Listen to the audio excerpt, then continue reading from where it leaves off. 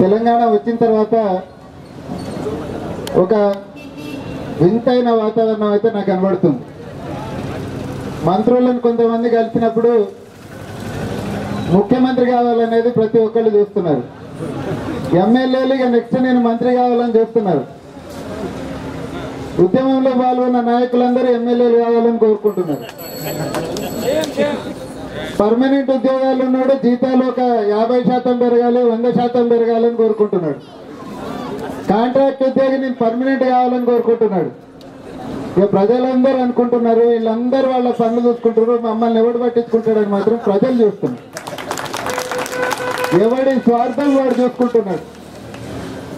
తెలంగాణ ఉద్యమంలోకి వచ్చేటప్పుడు అది extreme right party కావచ్చు, ఎక్స్ట్రీమ్ లెఫ్ట్ పార్టీ కావచ్చు, మధ్యలో ఉన్న పార్టీలు కావచ్చు, రకరకాల అభిప్రాయాలు ఉన్న వాళ్ళందరికీ కూడా తెలంగాణ ఒక కామన్ పాయింట్ అయిపోయింది. వాడు రిజర్వేషన్లను నమ్మడు, 16 కావాలంటాడు, నక్సలైట్లను అంచివేయాలంటాడు, తెలంగాణ కావాలంటాడు, విప్లవం కావాలంటాడు, తెలంగాణ కావాలంటాడు. ఇద్దరు ఒక మాటకు నిలబడరు, కానీ అందరు తెలంగాణ కావాలని కోరుకున్నారు. ఇక తెలంగాణ వచ్చింది, ఎవడి దారి వాడు పట్టుకొని పోతున్నారు. మన దారి ఏటని ప్రజలు ఆలోచిస్తున్న టైం ఇది.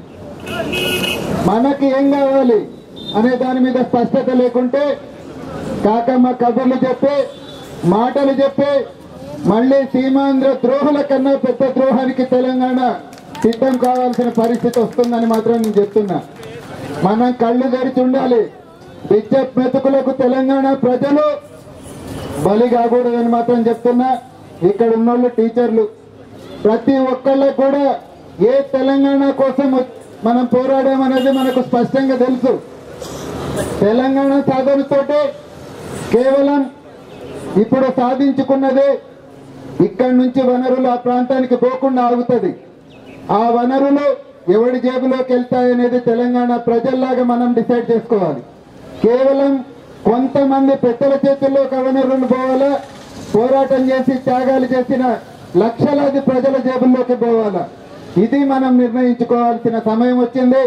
దయచేసి అందరూ కూడా తెలంగాణ ఉద్యమకారులందరూ కూడా ఎలాంటి తెలంగాణ మనకు కావాలనే దాని మీద స్పష్టత ఉండాలి.